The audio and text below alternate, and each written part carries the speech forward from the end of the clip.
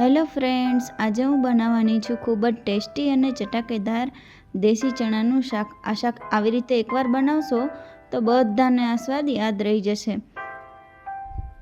તો એકવાર જરૂરથી બનાવજો. દેશી ચણા બનાવવા માટે મેં અહીંયા 1 વાટકી જેટલા ચણા આખી રાત માટે પલાળીને રાખી દીધા છે.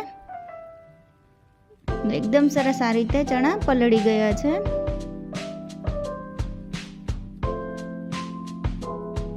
હવે આ ચણાને આપણે કુકરમાં બાફી લઈએ. પલાળેલું પાણી હોય એ કાઢી લેવાનું અને બીજું પાણી ઉમેરી દેવાનું અને ચણા બાફવા મૂકી દેવાના છે.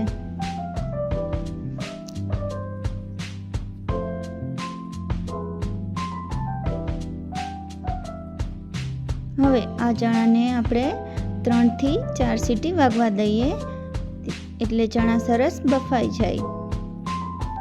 ચણા બફાય ત્યાં સુધીમાં મારી ચેનલને સબસ્ક્રાઈબ કરી દો, લાઈક કરી દો મારા વિડીયોને અને ફ્રેન્ડ્સમાં શેર કરો. હવે અહીંયા મેં 3 થી 4 ટમેટાં લીધા હતા સમારેલા અને 2 ઇંચ જેટલા આદુના ટુકડા લીધા છે અને 1 ચમચી લસણની પેસ્ટ લીધી છે. હવે આને મિક્સરમાં પેસ્ટ બનાવી લેવાની છે. તો મેં અહીંયા ટમેટાની પેસ્ટ સરસ બનાવી લીધી છે. જુઓ, એકદમ આ રીતે સરસ પેસ્ટ બનાવવાની છે. આ પેસ્ટમાં આદુ અને લસણ નાખવાથી શાકનો સ્વાદ ખૂબ જ ટેસ્ટી આવશે. તો એકવાર આ રીતથી જરૂર બનાવજો. તો હવે ચણા સરસ બફાઈ ગયા છે, હાથેથી પણ સરસ ભાંગી જાય છે. હવે એક પેનમાં મેં અહીંયા 2 પાવડા જેટલું તેલ લીધું હતું. એની અંદર અડધી ચમચી રાઈ ઉમેરી દેવાની છે. ત્યારબાદ ચપટી હિંગ અને 2 ચપટી જેટલી હળદર અને ત્યારબાદ આપણે બનાવેલી ટમેટાની પેસ્ટ. અને હવે આ પેસ્ટને આપણે તેલ છૂટું પડી જાય ત્યાં સુધી સાંતળવાની છે. જો આ રીતે તેલ છૂટું પડી જાય ત્યારબાદ એની અંદર આપણે સ્વાદ પ્રમાણે મીઠું ઉમેરી દેવાનું છે. ત્યારબાદ 1 ચમચી ધાણા જીરું પાવડર, 1 ચમચી લાલ મરચું પાવડર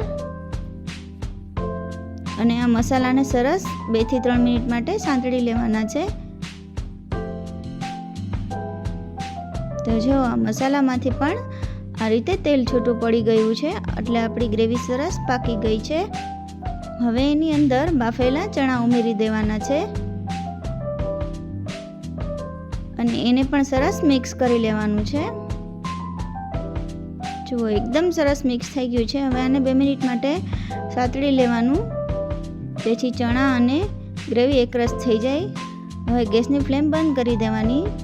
તો તૈયાર છે આપણું દેશી ચણાનું એકદમ સુપર ટેસ્ટી અને ચટાકેદાર ચણાનું શાક. જો મારી રેસીપી તમને પસંદ આવી હોય તો મારી ચેનલને સબસ્ક્રાઈબ કરી દેજો, મારા વિડીયોને લાઈક કરી દેજો. Thank you.